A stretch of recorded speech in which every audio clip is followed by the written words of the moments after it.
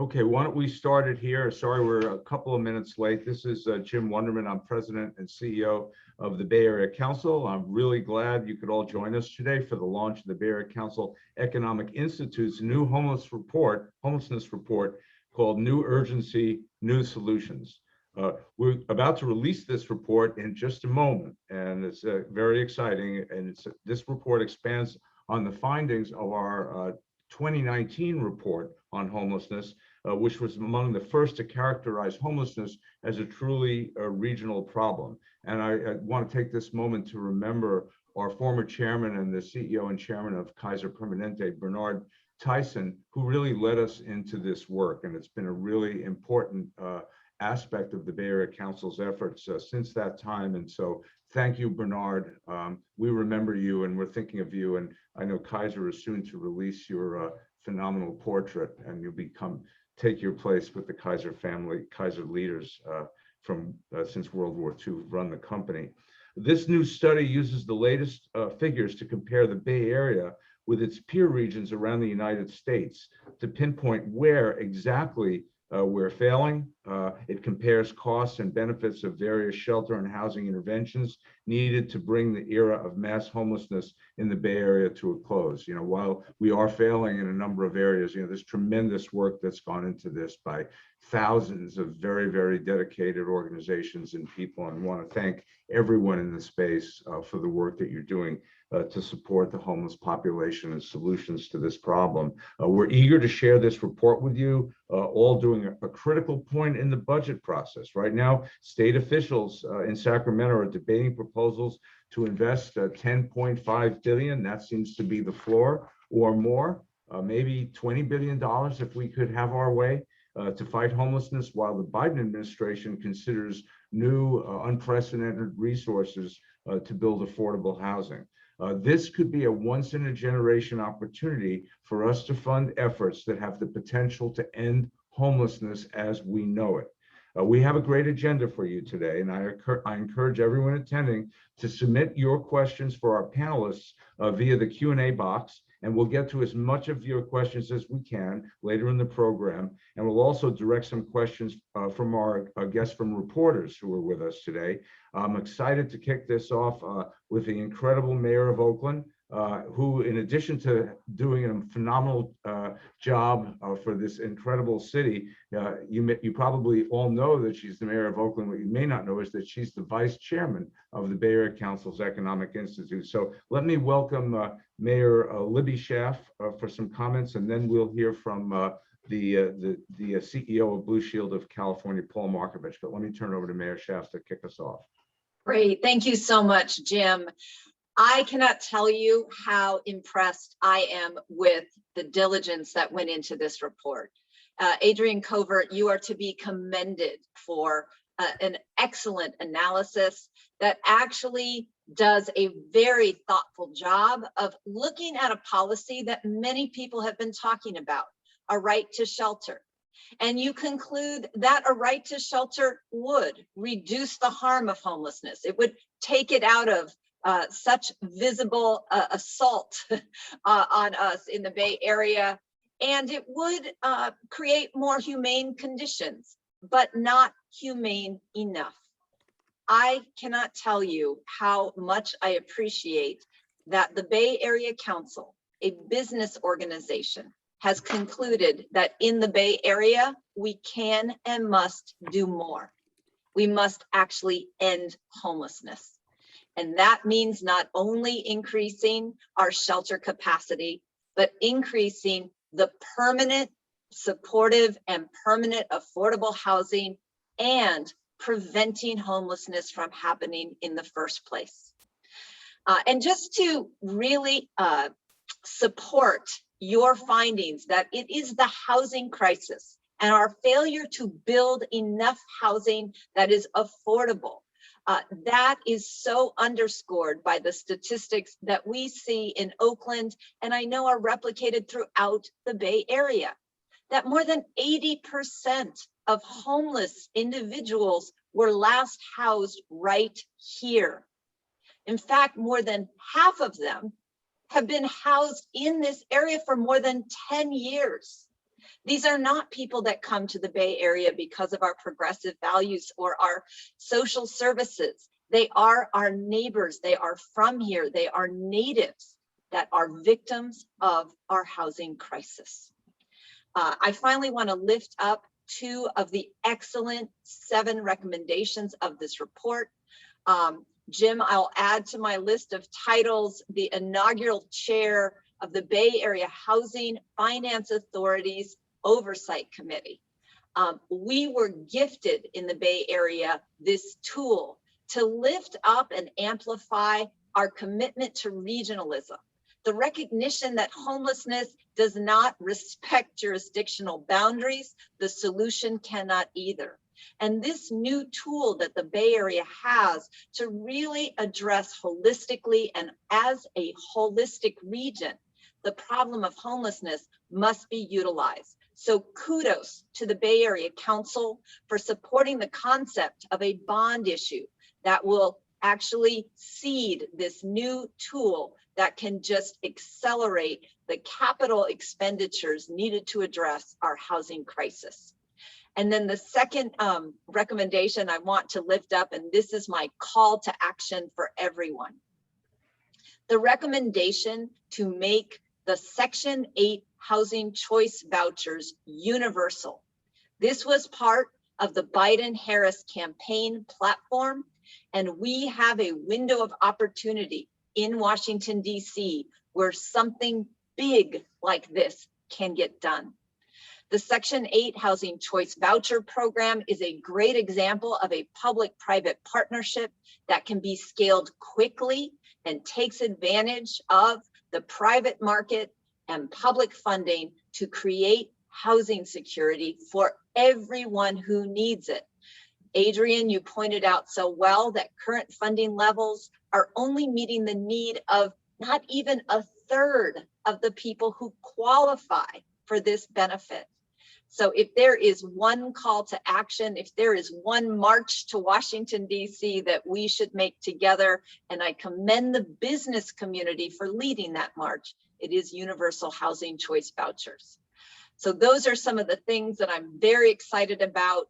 Again, so impressed with the professionalism and thoroughness of this evaluation and the courage to put a price tag on it that is doable, that we as the greatest region of the greatest state of the greatest nation can and will accomplish together. Thank you so much, Jim, for having me today. Thank you very much, Mayor Schaaf, and thank you for your leadership in the CASA process to make the finance agency BAFA happen. And now we can use that tool to turn on this problem and once and for all as our goal, laudable goal, end homelessness. Let me turn next to the CEO of Blue Shield, Paul Markovich. Thank you for joining us this morning, Paul. I just want to say right out that Blue Shield has been an integral part of the Bay Area Council's homeless advocacy work and generously sponsored this report. Last year, Blue Shield committed $20 million to Project Home Key and was one of the first companies to respond to Governor Newsom's call for donations from philanthropy and the private sector as we sought to really boost Project Home Key and make it the program. It's been tremendously successful, and successful in great part because of organizations like Blue Shield that really stepped forward. And I do want to recognize from Blue Shield, though he couldn't join us today, one of our homeless committee co-chairs is Gary Cohen, who's the vice president of public affairs from Blue Shield, and he was instrumental in making this report possible. So let me turn it over to CEO Paul Markovich for your comments, and look forward to hearing from you. Thanks so much, Jim. I also want to thank Mayor Libby Schaaf and Governor Gavin Newsom for their leadership on homelessness. You know, Mayor Schaaf, you've consistently displayed the leadership characteristics on this and many other issues that are most likely to generate sustainable results, because you're passionate, principled, and pragmatic. And all of these qualities, I think, have been on full display with some of the projects you've pursued in this area, like community cabins and making your own financial awards for affordable housing projects. And really pleased with Governor Gavin Newsom and his leadership on this issue as well. He's understood from very early on, from the time he was mayor in San Francisco and started Project Homeless Connect, to continuing that leadership with Project Home Key, an initiative which we wholeheartedly support. And to Jim's point, we contributed $20 million to early on in the process. He's demonstrated the kind of leadership that we need to address what is a really complex but important issue. And final thanks also to the Bay Area Council for your ongoing focus on this issue, and just I agree, the high quality of this report that is juxtaposed against the results from the report, which indicate the Bay Area is dead last nationally when it comes to sheltering our most vulnerable residents. And they deserve better, and we can and must do better. At Blue Shield of California, we talk about creating a healthcare system that's worthy of our family and friends and sustainably affordable for everyone.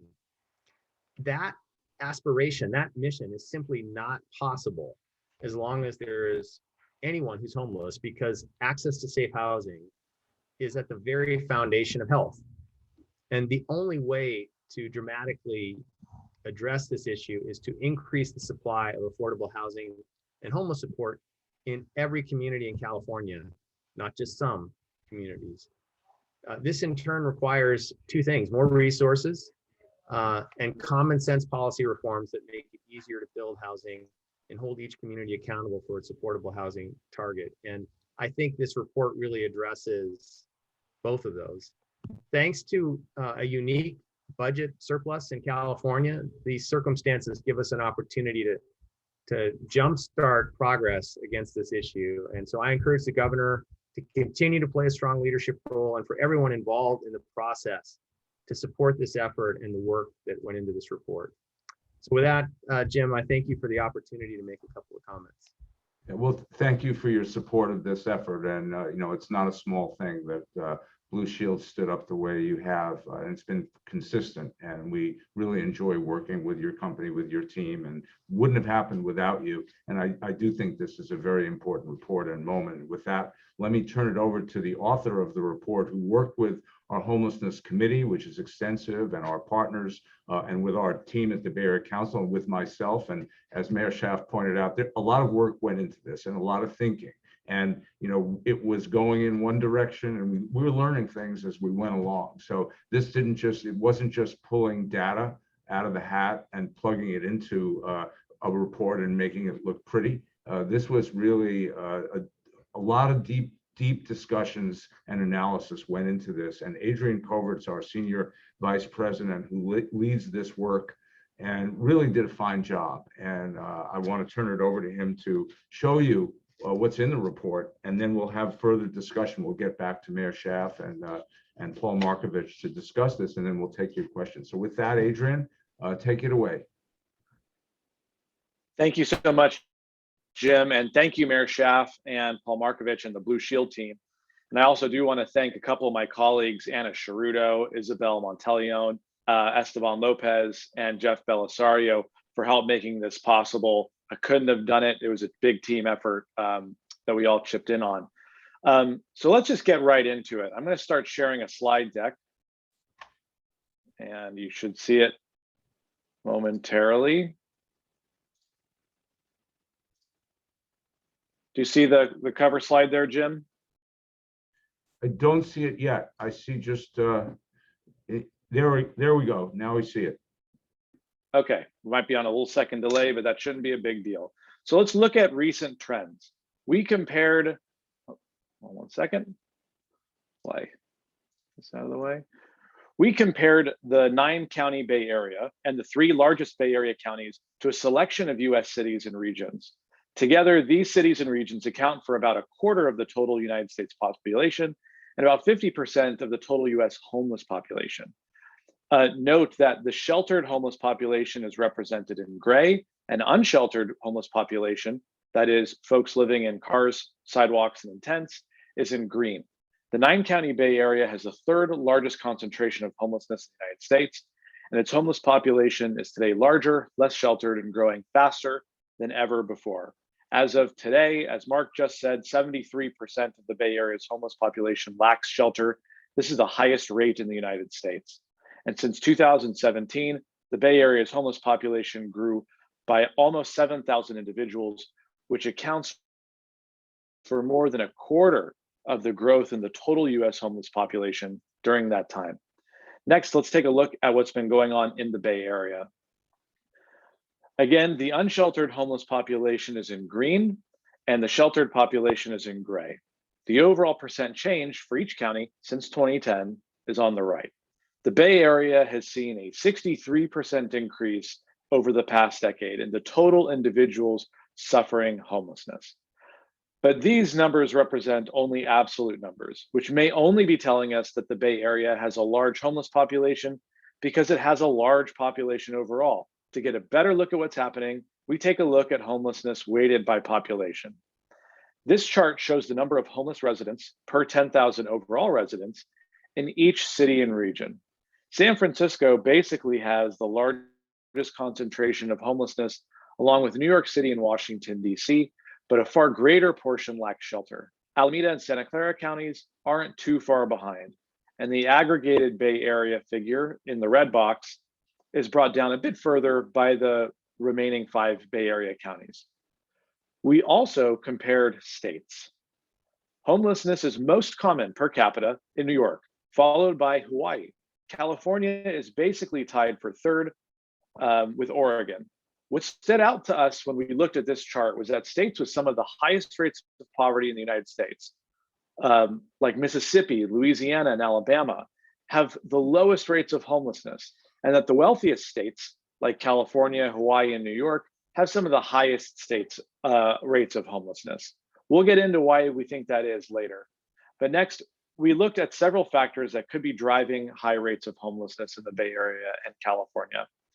These include unfocused state and local services, substance abuse and mental health, systemic racism, federal disinvestment in affordable housing, and insufficient housing production. Let's start real quick with mental health. This chart shows the percent of homeless residents in the Bay Area who report suffering a health condition or addiction condition that may affect their ability to secure or keep housing. Many individuals suffer from more than one condition, so that's why these numbers don't add up to 100%. Experts describe a complex and self-reinforcing relationship between homelessness and mental illness and substance abuse.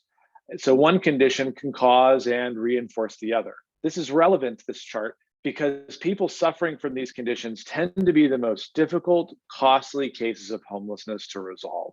And estimating the prevalence of these cases amongst the Bay Area larger homeless population can help us determine the costs and resources needed to solve the problem.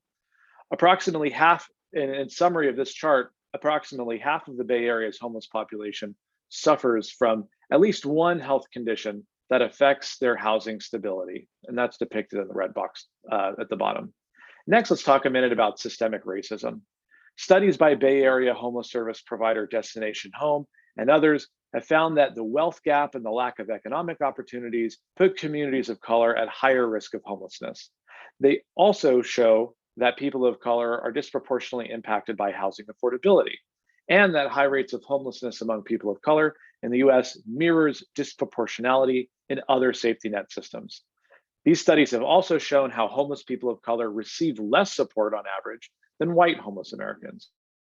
And this disparity can be seen dramatically in the overrepresentation of people of color in the Bay Area's homeless population relative to the Bay Area's general population overall. Let's talk a little bit about the unfocused state response. California is missing opportunities to reduce homelessness using existing programs because reducing homelessness isn't always prioritized. This chart shows the percentage of new housing units built with state tax credit financing awarded to various household incomes, rather than focus these limited subsidies on the households most at risk become 30% of area median income, shown on the top of this chart here. California instead subsidizes higher earning households on the low income scale. This doesn't mean the policy is bad, only that it does not prioritize preventing homelessness. I also want to talk about federal disinvestment in affordable housing, which Mayor Schaaf mentioned. The federal government has substantially reduced its role in providing affordable housing. Total federal spending on affordable housing is down to just a third of its mid-century peak in the 1960s. And case in point, less than 1/3 of Americans who qualify for Section 8 actually receive housing vouchers. Finally, let's talk about insufficient housing production, the area we dived in the most.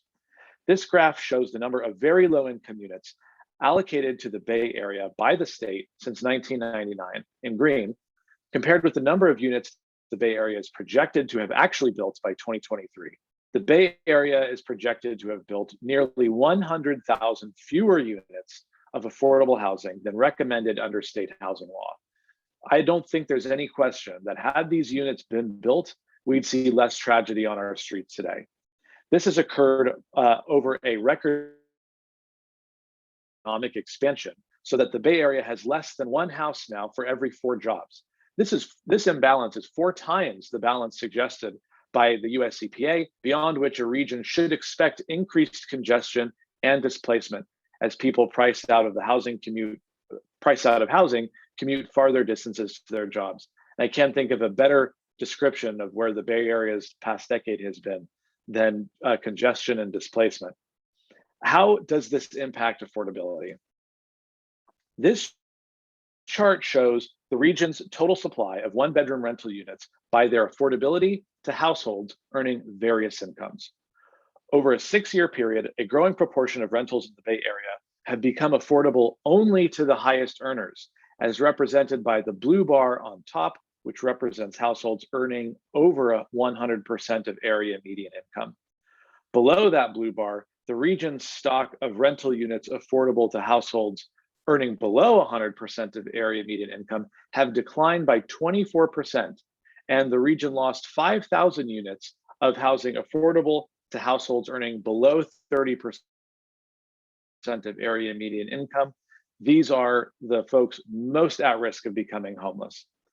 Next, the Bay Area isn't the only expensive housing market. So if high housing costs are driving homelessness here, we should see high rates of homelessness in other regions with high rents too. So let's start by comparing the states. This is the same slide from earlier. It ranks states by the amount of homeless residents per 10,000 overall residents. These are the states with the highest rates of homelessness. Now, let's show those states ranked by median rents. There is a strong correlation between high rates of homelessness and high rental markets in the United States. Here's another way to look at the data. This graph shows the rate of homelessness by median rents in all 50 states. And there's a clear correlation here. Higher rents equal increased pressures on the rental market and increased rates of homelessness. Rates of homelessness in the combined 25 higher rent states are more than double those in the combined lower rent states. And the same trend is seen at the city and region level. Even though this is a small sample size, the trend is clear. At the city and regional scale, average rates of homelessness are 2.5 times greater in the higher rent regions than in their lower rent counterparts. And California's nonpartisan legislative analyst office has looked into California's high housing costs many times in recent years and has attributed the increase in rental costs to a chronic housing shortage in California's coastal rich areas. The Bay Area's homeless population, therefore, isn't just universally large, but it's also unusually large. It's also unusually unsheltered. 73% of the Bay Area's homeless population is unsheltered, the highest rate in the United States. We zero in on 4 causes. Local opposition to shelters. California cities are under no legal obligation to ensure their supply of shelters meets demand. And state law has long allowed housed residents to mobilize political pressure to delay and sometimes altogether halt the construction of affordable housing and homeless shelters. There's a shifting legal environment that's at play too.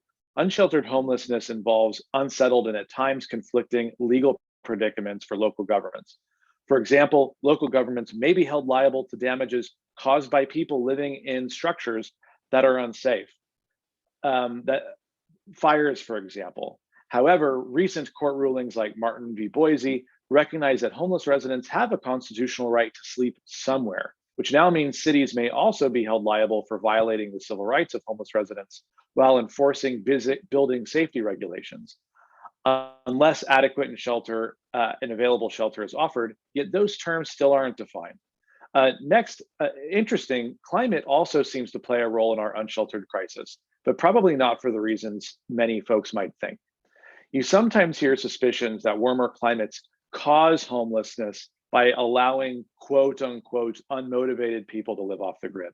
If that were true, you would expect to see higher rates of per capita homelessness in warmer regions than in colder ones. As it happens, it's not true. Colder regions in the United States actually have a slightly higher rate of homelessness than warm ones. We're not sure why. We do know that warmer weather does correlate strongly to a lack of investment in homeless shelters and a greater public willingness to tolerate or perhaps excuse people living outdoors. This chart shows that across the United States, the colder a region's winter is, the more likely it is to have a larger shelter system capable of meeting demand. That may seem obvious, but the point here is that regions, even with larger homeless populations, the Bay Area, can afford and do shelter their entire homeless populations if they decide to prioritize doing so. Another more controversial cause for the region's unsheltered crisis is its prioritization of permanent housing. The past decade has seen a shift across the United States away from investing in temporary shelters, shown in gray, and towards permanent housing, shown in green. These are national figures you're seeing here. The reason for this trend is clear. A sheltered homeless person is still homeless, whereas a housed person is not. Why invest, so the argument goes, limited dollars in treating the symptom when you can cure the disease? The Bay Area, in fact, has been leading this trend. Since 2010, the region's inventory of emergency shelters declined by 1% over the past decade as the region shifted priorities towards permanent housing, which increased 91%. In most places in the United States, this has succeeded significantly. Homelessness is down across the US and in about 40 of 50 states in the past decade. The Bay Area, however, seems to have run into two challenges. First, despite this prioritization, the Bay Area continues losing ground. San Francisco estimates that for every one person they house, 3 more become homeless. Again, this gets back to the region's expensive housing prices driving its high rate of homelessness. We have been unable to keep pace with the rate at which our expensive housing market is forcing people from their homes. Second, the level of investment across the region is imbalanced, which makes it more likely we're going to end up running in place. This chart here shows the number of permanent housing units in gray and shelter beds in green provided in each county relative to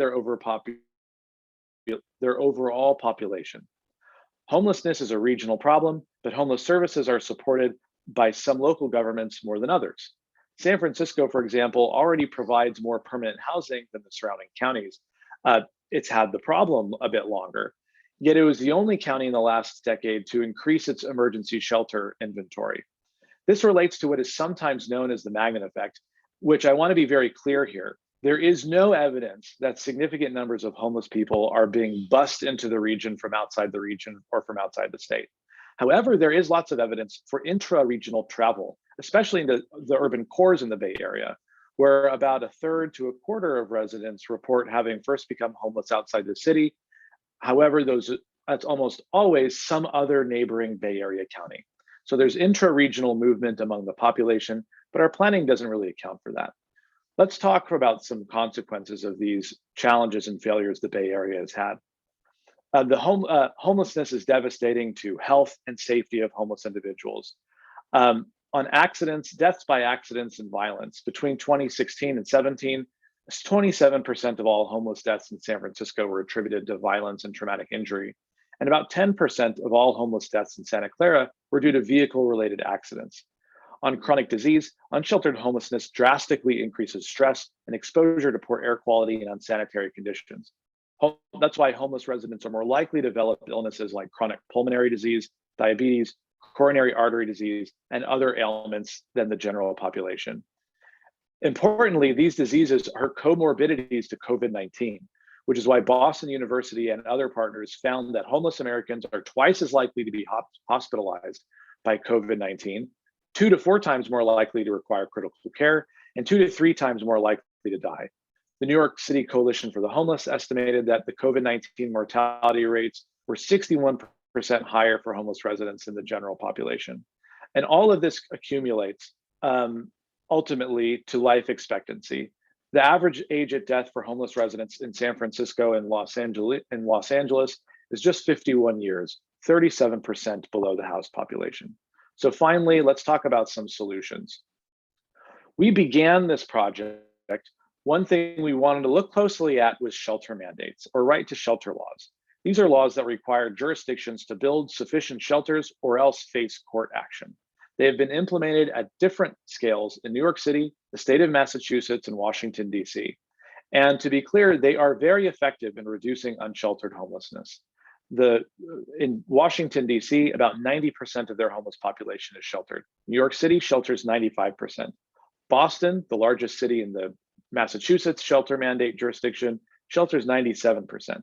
However, there are significant challenges with shelter mandates. First, legal mandates work by enforcing a legal entity, such as a city, state, or county, to act or face penalties. The challenge for the Bay Area is that in order for a mandate to be effective, it would have to cover at least San Francisco, Alameda, and Santa Clara counties, which together make up about 75% of the region's homeless population. However, the legal entity needed to enforce a mandate across those counties doesn't exist. It would have to be created by state law. To be effective, the region would need to fund the mandate jurisdiction with a new tax or a new fee, which would then need to be approved by a 2/3 supermajority of Bay Area voters. Assuming all of that could be done, you have one final challenge. A shelter mandate literally makes investments in shelter mandatory, but investments in housing remain discretionary and prevention remain discretionary. This means that people can easily move into the shelter system, but they cannot get out. And this is not hypothetical. It's actually what happened in New York City. This is what happened in New York City over the past decade. Their homeless population has increased even more than the Bay Area's. And a key reason for this is that their shelter system is backlogged and it's expanding because there's no output for homeless residents to go. The average shelter stay is approaching 2 years now in New York. The inability to create vacancies in the shelter system forces the shelter complex to expand, adding more costs that further eat into the city's funding for permanent housing, which in turn makes creating vacancies even more difficult. It's important to note here, though, I think, that we argue that the human costs of unsheltered homelessness are such that an expanded shelter system would be an improvement over the Bay Area's status quo of mass unsheltered homelessness, even if it came at the expense of slowing down permanent housing. However, the question is whether we want to merely replicate New York City's successes and unintended consequences or improve on it. I think we have an opportunity to improve on it. A key way of doing it is through a model called 124 that was developed by All Home and its partners of regional service providers and public officials. 124 calls for the simultaneous expansion of prevention programs, shelter, and permanent housing, so that for every 1 unit of shelter, we need 2 permanent housing placements and capacity for 4 prevention interventions, which are the most cost-effective way of reducing homelessness long-term. So the question then becomes, do we have any existing tools to support expanding a portfolio of solutions like this? And the answer is yes. It's called the Bay Area Housing Finance Authority. It was a regional entity created in 2019. It has existing authority to raise ad valorem property taxes or other revenue measures. It would fund a fuller spectrum of housing and shelter needs than a mandate would. And it would create a regional funding mechanism to ensure shelters were placed regionally, including places that today have a significantly smaller inventory than they need, which gets to the larger question of what is the size of the Bay Area's need. This slide shows the results of a survey of current capital costs for providing common shelter and housing solutions. The cost estimates for cabin communities at the top were obtained from the City of Oakland's program. Shelter beds, we use estimates from navigation centers in San Francisco and Sacramento. Tiny homes, we use cost estimates from the City of San Jose, which has innovated tiny home communities. For accessory dwelling units, we use estimates from a survey we conducted of accessory dwelling unit manufacturers, which are by far the least expensive complete housing product on the market. On hotel motel conversions, we use the Bay Area Home Key project averages. And for acquisition and rehab, we use Bay Area figures from community enterprise partners. And for affordable housing, we use affordable housing projects that received tax credit financing over in 2019. And note, the average cost of an affordable unit in the Bay Area is over $500,000 to build. However, we estimate these costs could be reduced an average 30% using modular construction methods. All of which gets to the big question of how much would it cost to solve homelessness in the Bay Area if we were trying to put a reasonable estimate to the figure. And we estimate that using the 1-2-4 model, the Bay Area could functionally solve its homeless crisis for about $9.3 billion in one-time costs to expand our inventory of shelter, housing, and prevention programs, and $2.5 billion annually for operations, servicing, and maintaining this large SIRS system. And this estimate makes several assumptions, including that the region would right-size its shelter inventory using cabin communities exclusively, which I think has some support for their cost effectiveness, the quick ability to scale them, their proven effectiveness in Oakland, and also the ability of cabin communities to provide homeless residents with additional privacy. Another assumption is that the region would expand its housing inventory using an equal blend of new modular construction, hotel and motel conversions, and acquisition and rehab projects. So we model a blend of housing products that would be expanded. And this finally gets us to our recommendations. A $20 billion state investment in home key and local grants to right-size shelter and housing inventories across California cities. A $10 billion regional investment in the affordable housing and regional shelter interventions through the Bay Area Housing Finance Authority. State policy changes to boost supply and reduce cost pressure on renters. This gets to the challenge of we need to stop digging. There's legislation from Senator Atkins, Senator Wiener, and Caballero, and Assemblymember Ting that would allow duplexes on single-family zoned lots, allow cities to upzone near transit centers, guarantee loans for accessory dwelling units, and to make strip mall to housing conversions easier. These laws need serious review and support. On number 4, reduce local barriers to building and expanding shelters by right. Recently passed state laws have allowed willing cities to more expeditiously expand shelters. However, cities which do not want shelters within their jurisdictions are under no obligation to build them, and they can actually thwart efforts by third parties like nonprofits to open and manage shelters. We're arguing that California should declare any city whose homeless population is over 10% unsheltered to be in a state of sheltered crisis, and that shelters proposed by third parties within those cities be approved by right, provided they meet certain health and safety requirements. On number 5, focus limited subsidies on the most housing burdened populations. Today, only a small percent of state tax credits are for affordable housing, are focused on building units for households earning 0 to 30% of area median income, despite the fact that these households are most at risk of becoming homeless. The state should put a higher priority on this high risk segment of the population. On fully funding Section 8, as Mayor Schaaf mentioned at the top, the federal government needs to get back in the affordable housing business. It could start by fully funding Section 8 and programs like it, which provide low-income Americans with rental vouchers to afford housing. And today, Section 8 is less than a third fully funded. And then finally, innovate state and local approaches to land use regulations and enforcement. This gets to the uneven and unsettled new legal landscape we're in. Homelessness is an urgent crisis, but even under ideal conditions, scaling up shelters and housing will take time. We need to encourage cities to innovate and sanctioned RV and parking sites in the near term to bring stability and sanitation to unsheltered homeless residents while new housing and shelters come online. And with that, I thank you all very much. I'm going to stop sharing my screen and looking forward to the discussion. Thank you very much, Adrian Covert. That was a really incredible presentation, and you actually pulled it off on time. leaving us the opportunity to hear from Mayor Schaaf and CEO Paul Markovich. So I'm going to turn to each of them for some initial comments, and then we're going to open it up to the audience questions. And I know there are some questions in the box, and I encourage you to put your questions in, and let's have a conversation. And if we could pull down the thank you screen and kind of there we go. And let me turn it over first to Mayor Schaaf for some comments, and then to Paul, and then we'll open it up to questions, please. I'll have a comment and then a question. First of all, thank you for highlighting at the end there the potential about the vehicular unsheltered population.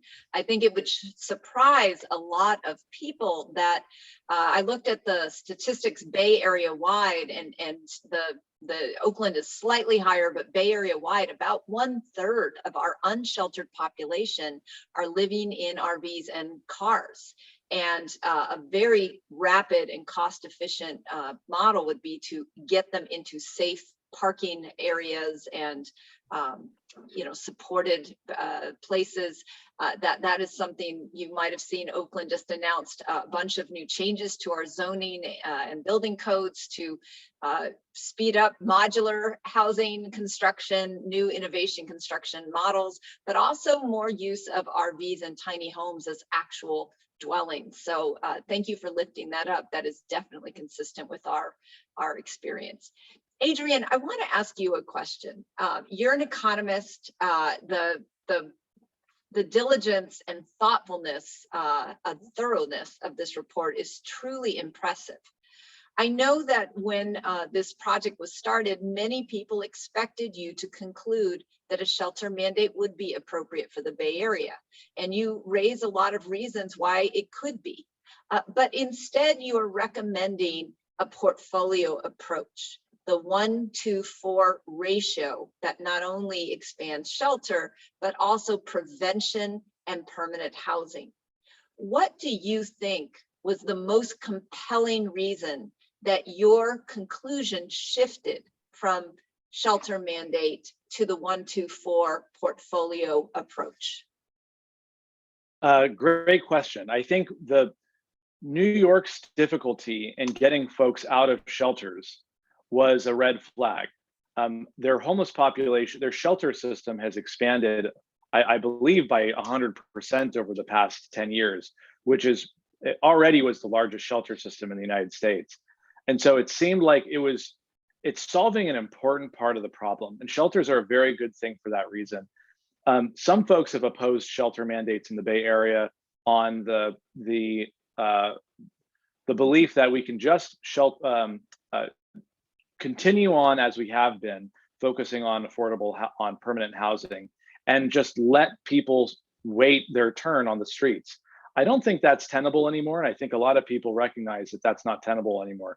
We have to do more to bring people off the streets, because the health impacts of homelessness, shelter mandate is at first compelling. However, if you don't create exits, what you end up with is a never-ending expansion of a shelter system, which over time becomes the de facto permanent housing for families with children living on cots in communal environments. That's not healthy, and that's not what we want. So yes, shelter mandates solve an important problem, a good problem, a very important problem, but they create some unintended consequences. So rather than just repeat the successes and challenges of someplace else, we have an opportunity here to improve upon what's been done. And that's what I think 1-2-4 does. Thank you. Again, just such impressive work. Thanks, Mayor, and thanks, Adrian. Let me open it up to Paul. Oh, thanks, Jim. When I think about this topic, it reminds me of a quote from a UK ambassador to the UN where he said, "How a society treats its most vulnerable is always the measure of its humanity." And to me, this is a real question for us as a society in terms of our humanity and how we treat our most vulnerable. I think it's time for us to take this with the seriousness it deserves. And with that, I'm happy to open it up to questions. Great. Thank you for that. No, those are good words for us to open it up to questions. And the first question is from Laura Palmer-Lawan from Amgen. What conditions need to be in place in order to inspire the construction of affordable housing? What do we need to do, and what's in the way? Well, I'm happy to hear from the answers from everyone on this panel, but it sounds like, from our perspective, we just need to let developers build them. There's demand there and there's desire to build, but there are state and local laws and community organizations sometimes that are very mobilized to prevent the construction, and they use every tool in the toolbox to stymie it. And that's not just the Bay Area, it's a California-wide phenomenon. That's why McKinsey estimates that California has a housing shortage of about 3.5 million units overall. So it's not just the Bay Area that we feel it the most, since land costs, construction costs, and rental costs are the highest here. Let me open it to Mayor Schaaf, because some of the bills. I have opinions on this. Thank you for pointing out the kind of regulatory burdens. I talk about, the NIMBYs in sheep's clothing, the kind of abuse of CEQA. So that regulatory piece is important, but let's also talk about the cost and funding. Since California eliminated redevelopment, cities have been completely just stymied to find a funding source to keep that flow of affordable housing construction going.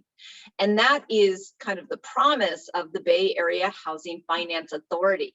And thank you, Bay Area Council, for supporting the concept of a revenue measure. Yes, that would be on your taxes. It would be an ad valorem tax, and business groups generally don't support taxes. So kudos to you for saying this is one of the best investments we can make for our economic climate, because homelessness is hurting us, not just at a humanitarian level, which is first and foremost, but it hurts everything in the Bay Area. So that financing source of money is really important. And then I want to point out what Oakland did just yesterday, and that was introduce some changes to our regulations that make the cost of construction come down. That also makes our affordable housing dollars go farther. So allowing modular prefab, allowing more flexibility and new materials to be used. I've seen houses being printed on a 3D printer. Like, this is the future, and our laws need to catch up with it. We need efficiencies to bring that cost down. Yeah, absolutely. And I just want to point out, in our recent Bay Area Council poll of residents in the Bay Area, 1,000 residents throughout the counties, homelessness is named as the #1 issue facing the region, with over 50% of folks naming it as the major problem. And as we interview our business leaders, we get exactly the same results. So, this is a call to action. Jim, I would lose my CASA crown if I did not make reference to the 3 Ps. Go for it. We've talked about production, but we also need to focus on preservation and protection. Preservation is the idea, like with Project Home Key, of using existing buildings and converting them to protected affordable, as well as extending affordability covenants that are about to expire, and utilizing more naturally occurring affordable housing, things like ADUs. And then protection, of course, is allowing people that are renting to have stable rents that they can continue to afford, and to ensure that they do not get evicted. That is also what is driving a lot of homelessness. So the 3 Ps. There's a couple, we have some great questions, and we probably won't get to them all. I'm going to hit 2 of them in one. And Deborah Carlton writes, your third recommendation provides, in quotes, reduce cost pressure on renters. Expand on what you mean by that. And then Andrew Carpentier writes, does rent control perhaps add to the problem by incentivizing renters to stay put, even when their ability to pay higher rents, and thus block these lower costs from becoming available for those who need it, or keeping people in place? So, maybe Mayor or maybe you could comment on those issues, or Adrian, what do we mean by reducing pressure on renters? What steps do we take for that? Sure. Well, I'll start, since we included this recommendation in the report. What we mean by reducing cost pressure on renters is a reference to what the Legislative Analyst Office has said about what's driving high housing costs in California. The nonpartisan independent Legislative Analyst Office has looked at California housing prices over the last decade in several major reports. And they've concluded that the evidence is overwhelming, that high prices are being driven by insufficient supply production, particularly in California's high demand, high job concentration coastal areas. And when you don't have an insufficient supply, you instigate rental bidding in the rental market, and prices are bid out of the reach of low and middle income earners. So the answer to this is to increase our supply. So that's why we've called for, in several of our recommendations, steps that would make it easier for new units of housing to kind of organically be produced around the state, from converting single family homes to duplexes if the owner wants to, or making it available to single family homeowners to add accessory dwelling units, again, if they want to. Nobody's being forced to do this, but just giving homeowners options and more control over their property. We've seen with accessory dwelling units, people will take those incentives and create units. And that should lower prices by increasing supply. And I'll just add, I support rent control. I think the potential danger is exacerbated when we have the shortage of supply, and we also have a high barrier to enter the housing ownership market. But let's be clear, the housing choice voucher model, actual protected affordable housing, which is means-based, is the superior model. That's where the expansion needs to be focused. Indeed. A question from a reporter, Keith Burbank from the Bay City News. It's a really good question. Has any city or area approached ending homelessness as you're suggesting that's worked? So that is a great question. One of the things that was most fascinating about doing this study and looking nationally is that some cities have done this, but they probably don't know they did it. They just have a housing market that is in size with their demand. And that keeps housing prices low enough that their per capita rates of homelessness are a fraction of ours. So when it comes to, I think the real question is, have there been any high cost regions with high rates of homelessness that have tried to tackle the problem this way? And I think the answer to that is no, not quite. The most common approach for high income, high rent, high cost, high rates of homelessness regions have been shelter mandates. Places like New York City, places like Boston, places like DC, very expensive places, produce very high amounts of homelessness. They responded to it by creating shelters, which has solved one problem, but created another. Here we're saying we can learn from those mistakes rather than just replicate it by expanding a portfolio of solutions simultaneously. Thank you. Let me save our last couple of minutes to have final comments from our panelists. I'll ask Paul, having seen the report and heard some of the questions and responses, what do you think, and how would you advise the Bay Area Council to go forward? Yeah, full speed ahead is what I'd say. I think that the quality of the work is there. Now we have to put it into action. And so I think we just, I think we need to turn words into action and start seeing results.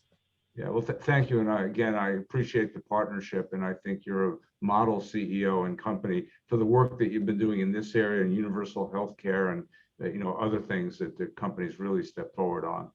Mayor Schaaf, I think I'll offer you the closing comments and just want to thank you in advance for the leadership you've provided on so many areas, but especially this. And, I think, it's been wonderful having you as the vice chair of our Economic Institute, because you keep us honest and you're always very, very direct, and it's very, very helpful. So, and you're on the front line. Thank you. Mayor Schaaf? Well, Jim, I couldn't be prouder to live in a region where this is the top priority of our business council. And Paul Markovich, you are a model CEO. the compassion and the recognition that things like homelessness, they impact the economy, but they impact health. They impact literally the well-being of our fellow residents, our neighbors. And to lead with that as a value is truly impressive for this business organization. And it is thanks to former leaders like Bernard, leaders like Paul. I think we're lucky to have so much health focus in our business community, because that is the kind of holistic and healthy economy that I think we all want to.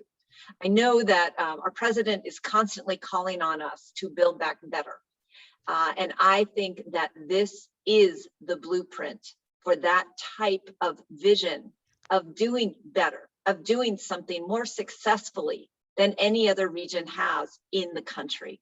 And what better region to do it than the Bay Area, the center of innovation, the center of good progressive values that value health and sanctity of life, and really a fair and just system. I also want to thank you for calling out racial injustice as a driver of homelessness. And that conversation is an important one for us all to be having. So again, kudos to the Bay Area Council for a courageous and, most importantly, absolutely clear roadmap of how not to just shelter homelessness, but to end it. That's who we are as the Bay Area. And I know that together we can do it. Thank you. Thank you so much, Mayor. Really appreciate it. And Paul and Adrian, phenomenal work. And thanks to your teammates who Mayor called out, and Rufus and Justin who put on the program, and Anna Sharuto who supported the work, and Jeff Blake, who's made sure that Paul was here and helped prepare for this, and the co-chairs of the Homelessness Committee, who put in a lot of thought into this. And this is a tough problem. And I agree with Mayor. I think we can solve this. I've been kind of working on it for a couple of generations, and it's frustrating, but it's time, and this is that moment. So thank you. I hope this report, and working with All Home, it's a tremendous new group, and Tamika Moss, let's work together and solve this problem and show the rest, answer our reporter's question, and show that this region can do it and lead the way for others, not just to do it, but do it right. So thanks everybody for tuning in today. If you're a member of the Bay Area Council, work on the Homelessness Committee. If you're not, join the Bay Area Council and get involved. This is a really good opportunity for all of us. Thanks everybody, and be safe and have a wonderful weekend as well. Take care. Thank you. Bye. Thank you.